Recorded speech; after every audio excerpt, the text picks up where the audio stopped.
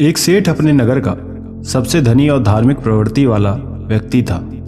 सेठ के पास अधिक धन संपत्ति थी, किसी चीज की कोई कमी नहीं थी। वो बहुत ही सुखपूर्ण अपना जीवन अपने परिवार के साथ जी रहा था। सेठ और उसकी पत्नी शुरू से ही असहाय लोगों की मदद करते थे। उन्हें एक समय का भोजन कराया करते थे, जिसे कर उन्हें बहुत ही ज्यादा सुख की अनुभूति होती थी। वहीं वो दोनों साधु महात्माओं को बहुत मानते थे। उन पर उनका बड़ा विश्वास था। उनके नगर में जब भी कोई साधु महात्मा आते, वो उनसे मिलने, उनके उपदेशों को सुनने जरूर जाया करते थे और उन्हें स्वयं के घर ले आकर उनका आदर सत्कार भी किया करते थे। यदि सेठ के घर के पास से कोई भिक्षु जाता तो वो उसे भी अपने घर आने का आग्रह करते। इसी तरह बार बार एक सन्यासी उनके घर पर भिक्षाटन करने आ जाता है और अपनी भिक्षा पात्र आगे करके भिक्षा मांगता है। सेठ सन्यासी को देख उसे अपने घर आने के लिए आग्रह करते हैं। सन्यासी भीतर जाता है। सेठ और उसकी पत्नी उनकी आवभगत में लग जाते हैं। वो तुरंत उसके बैठने के लिए एक तख्त पर चादर बिछा देते हैं और सन्यासी के हाथ पैर धुलवाकर उसे कुछ विश्राम हेतु कहते हैं और स्वयं उसके भोजन की तैयारी में लग जाते हैं। तभी सेठ की पत्नी कुछ सामान लेने के लिए कहती है। सेठ बाहर चला जाता है। यहाँ उसकी पत्नी भोजन बनाने में लग जाती है। कुछ देर बाद जब सेठ की पत्नी आकर सन्यासी को भोजन परोसने लगती है, सन्यासी भोजन ग्रहण करने लगता है। सन्यासी सेठ के घर के शांत वातावरण और उसके घर का स्नेह देखकर उसकी पत्नी से बड़ी ही विनम्रता से पूछता है कि माता, आपके परिवार में कौन कौन है? ये सुन सेठ की पत्नी कहती है, मैं, मेरे पति और मेरे 3 बेटे।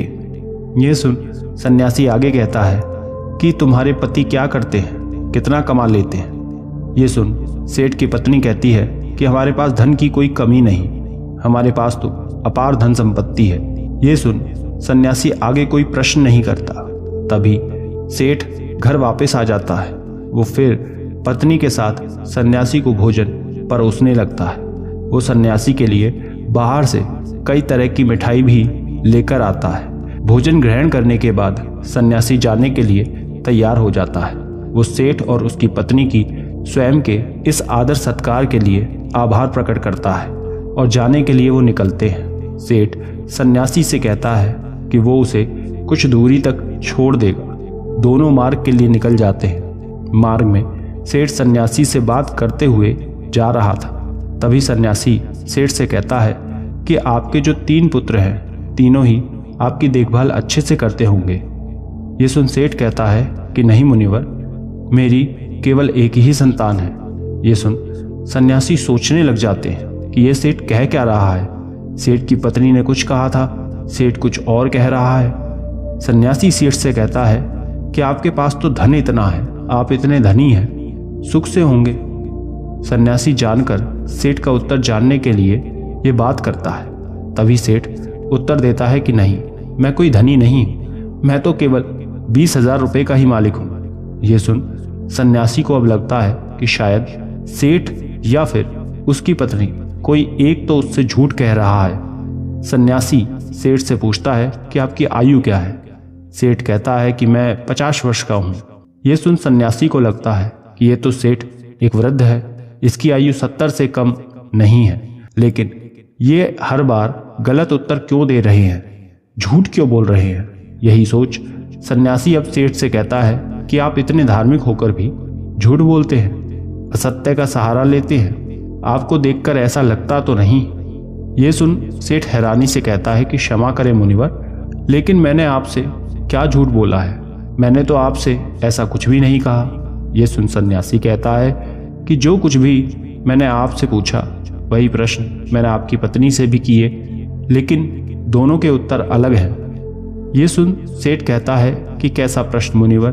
तब सन्यासी कहता है, मैंने आपकी पत्नी से पूछा था कि उनके घर में कौन कौन है, तो उन्होंने कहा कि आप दोनों के अलावा आपके 3 पुत्र हैं, लेकिन आप कहते हैं कि आपकी केवल एक ही संतान है।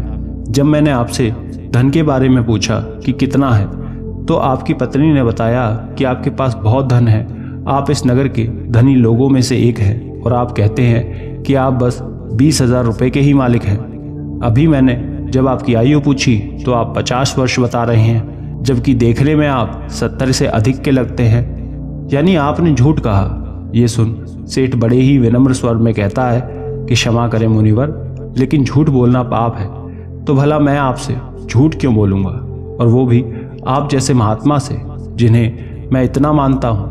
ना तो मैंने कोई आपसे झूठ कहा, ना मेरी पत्नी ने, हमने बस सत्य बताया है। ये सुन सन्यासी कहता है कि लेकिन आप दोनों के सत्य अलग क्यों हैं। ये सुन सेठ कहता है कि ये सत्य है कि मेरे 3 पुत्र हैं, लेकिन जो मेरी आज्ञा का पालन करता है वो केवल मेरा एक ही पुत्र है, बाकी दोनों को अपने माता पिता से कोई मतलब नहीं है। जो कुसंग में रहता है वो मेरा अपना कैसे, इसलिए मेरे लिए मेरी एक ही संतान है। आपके दूसरे प्रश्न के अनुसार रही धन की बात, तो मुनिवर मेरे लिए मेरा वही धन अपना है जो मैं स्वयं के जीवन में उपयोग करता हूँ, और वो इतना ही है जितना मैंने बताया। बाकी सब जो है वो मेरा नहीं है, उसमें से कुछ में असहाय लोगों की, ज़रूरतमंदों की मैं मदद कर देता हूँ, तो कुछ मेरी इस देह को त्यागने के बाद मेरे सभी संगी संबंधी ले जाएंगे, तो उस पर मेरा कैसा अधिकार। अब बात करें अंतिम प्रश्न की, तो मैंने अपने 50 वर्षों की आयु तक महात्माओं की शरण में जा शिक्षा लेना, जीवन के सही मूल्यों को समझना सीखा है, उनकी सेवा की है, और उस पर ही मैं इस संघ से जुड़ गया हूँ। यही कारण है कि मैंने आपको अपनी आयु ये बताई है। अब आप ही बताएं, क्या इसमें मैंने कुछ झूठ कहा। ये सुन सन्यासी को अब सेठ की पूरी बात समझ आ जाती है, और वो कहते हैं कि क्षमा करें, मुझे पहले आपके विषय में जान लेना चाहिए था, स्वयं के भीतर आपकी झूठी छवि बनाने से पहले। और तब सन्यासी सेठ की बात का मान रखते हुए आगे बढ़ जाता है, और सेठ पुनः अपने घर लौट जाता है। अतः किसी के प्रति अपना नजरिया बनाने से पहले, प्रतिक्रिया देने से पहले सामने वाले की बातों को भी पूरा सुन लेना चाहिए। एक बार व्यक्ति किसी महात्मा के आश्रम में बैठ उनके उपदेशों को सुन रहा था। तभी वो महात्मा से कहता है कि मुनिवर, आप सभी संत महात्मा हमें चिंता से जुड़े कई उपदेश देते हैं, क्या आप हमें कोई ऐसा हथियार नहीं बता सकते जिसके द्वारा हम चिंता को स्वयं के जीवन से निकाल कर फेंक ही दें। चिंता में ऐसा क्या है जो व्यक्ति को बर्बाद कर देती है, क्योंकि एक तनावग्रस्त व्यक्ति इतना परेशान हो जाता है कि सब कुछ वो गंवा देता है। ऐसा आखिर क्यों होता है।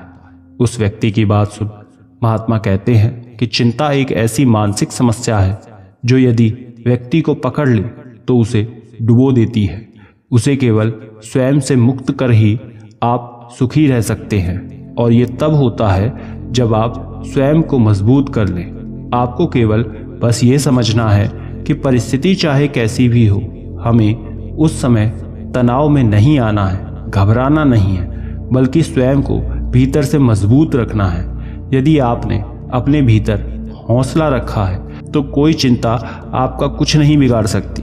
ये सुन व्यक्ति कहता है कि किंतु ऐसा होता क्यों है, क्यों एक छोटी सी चिंता भी हमारे मुख की हंसी को छीन लेती है। ये सुन महात्मा कहते हैं कि आपको एक छोटी सी कहानी सुनाता हूँ, ध्यान से एकाग्र होकर सुनना। दोस्तों, कहानियाँ अगर आपको पसंद है तो वीडियो को अभी लाइक कर दें और चैनल को सब्सक्राइब कर दें। कमेंट बॉक्स में नमो बुद्धाय जरूर लिख दें। एक बार पिता ने अपने पुत्र को काफी परेशान और निराश देखा। वो प्रतिदिन उसे यूं देखते, वो उसे देख समझ गए थे कि कोई बात अवश्य है जो उसके पुत्र को भीतर से परेशान किए हुए है। पिता ने कई बार पुत्र से ये पूछना चाहा कि वो किस चिंता में है, लेकिन पुत्र हर बार ये दिखाता कि कुछ नहीं हुआ, वो वहां से चला जाता। पुत्र के व्यवहार से पिता को ये विश्वास हो गया था कि अवश्य कोई बात है, चिंता है जो उसे भीतर से खाई जा रही है, लेकिन वो बता नहीं रहा है। तब पिता ने एक दिन पुत्र को अपने पास बुला उसे समझाते हुए कहा कि जीवन में हम कितनी भी सफलता क्यों ना पालें, लेकिन यदि हमारे भीतर चिंता या तनाव ने घर कर लिया तो यह हमारी उन्नति के बीच एक बाधा बनकर आ जाती है। चिंता व्यक्ति को आगे बढ़ने नहीं देती, उसके भीतर कई सारी नकारात्मकता को भर देती है। चिंता बहुत ही भयानक होती है, ये सुखी समृद्ध घर को भी तबाह कर देती है। ये सब सुन पुत्र कहता है कि आप कहना क्या चाहते हैं पिताजी, मैं समझा नहीं। तब पिता पुत्र को लेकर एक जंगल की तरफ चले जाते हैं और वहां पहुंच पुत्र से कहते हैं कि ये पेड़ जो तुम देख रहे हो ये कई वर्षों पुराना है। ये मेरे पिता के पिता के पिता यानी कि 3 पीढ़ी से भी ज्यादा पुराना पेड़ है और आज भी बाहर से उतना ही मजबूत है जितना पहले था। चाहे कितनी भी आंधी तूफान वर्षा क्यों ना आ जाए, इस वृक्ष को हिला तक नहीं पाई है। यही नहीं, इस पर ना जाने आज तक कितने पेड़ भी टूट कर गिर गए हैं, बिजली गिर गई है, लेकिन ये पेड़ फिर भी नहीं गिरा, वहीं पर खड़ा है पूरी मजबूती के साथ। ये सब सुन पुत्र पिता से कहता है कि लेकिन ये सब आप मुझसे क्यों कह रहे हैं। तब पिता आगे उससे कहते हैं कि यहाँ मेरे साथ पीछे की तरफ आओ, कुछ दिखाता हूँ। ये सुन पुत्र पिता के साथ उस पेड़ के पीछे जाता है और कहता है कि ये पेड़ के पीछे दीमक देख रहे हो। पुत्र कहता है कि हाँ। पिता कहते हैं कि इसी दीमक ने भीतर से इसकी छालों को पूरी तरह कुतर दिया है और बाहर की तरफ पूरी तरह ये खराब हो गया है। ये सब सुन पुत्र अब की बार भड़क जाता है और कहता है कि लेकिन आप कहना क्या चाहते हैं, मुझे ये सब क्यों बता रहे हैं, भला मैं इन पेड़ों के बारे में जानकर क्या करूंगा। पुत्र को यूं क्रोध में देख पिता कहते हैं कि शांत हो जाओ, तुम्हें सही तरह से बात समझाने के लिए मैं ये सब कह रहा हूँ। ये सुन पुत्र कहता है कि लेकिन आप समझाना क्या चाहते हैं और क्यों। तब पिता कहता है कि जिस प्रकार ये पेड़ किसी भी आंधी तूफान बारिश या फिर बिजली के गिरने पर नहीं गिरा, लेकिन एक दीमक ने इसे कमजोर कर दिया और इतने वर्षों से खड़े इस पेड़ को आज गिरने के लिए मजबूर कर दिया, उसी प्रकार व्यक्ति के भीतर बैठी चिंता उसके पतन का तबाही का कारण बन जाती है। आप चाहें कितनी भी मेहनत क्यों ना कर रहे हो, उन्नति क्यों ना कर रहे हो, लेकिन यदि आपके भीतर किसी बात की चिंता है और वो बाहर नहीं जा रही तो वो इस दीमक के समान आपको अंदर से कमजोर कर देगी और आपकी उन्नति वहीं रुक जाएगी। एक चिंता आपसे सब कुछ छीन लेगी। इसलिए स्वयं को कभी इतना तनाव में मत लाओ कि आप स्वयं के आगे ही कमजोर पड़ जाओ। पिता की ये सब बात सुन पुत्र कहता है लेकिन ये सब जानकर कोई थोड़ी करता है, परिस्थिति ऐसी हो जाती है। तब पिता आगे कहते हैं कि परिस्थिति चाहे कैसी भी हो, चिंता करने से तनाव में आने से क्या वो सही हो जाएगी? नहीं। चिंता करना, परेशान हो जाना किसी भी समस्या का हल बिल्कुल नहीं है। जब आपको कोई मार्ग ना दिखे तो कुछ समय के लिए शांत होकर एक जगह बैठ जाओ, खुद को समय दें और फिर सोचें कि किस तरह इस कठिन समय से निकला जा सकता है। कोई भी समस्या इतनी बड़ी नहीं होती कि उसका हल ना हो। हर समस्या अपने साथ हल लेकर आती है। तुम्हारी समस्या का भी होगा, बस जरूरत है तो कठिन समय में स्वयं को साहसी बनाने की। पिता की इस बात को सुन पुत्र को उनकी हर बात का सही अर्थ समझ आ जाता है कि वो उसे कहना क्या चाह रहे हैं। इस कहानी को पूरा करके महात्मा कहते हैं, क्या अब तुम समझे कि एक छोटी सी चिंता भी आपके जीवन को कितना प्रभावित करती है। ये सुन व्यक्ति कहता है कि जी मुनिवर।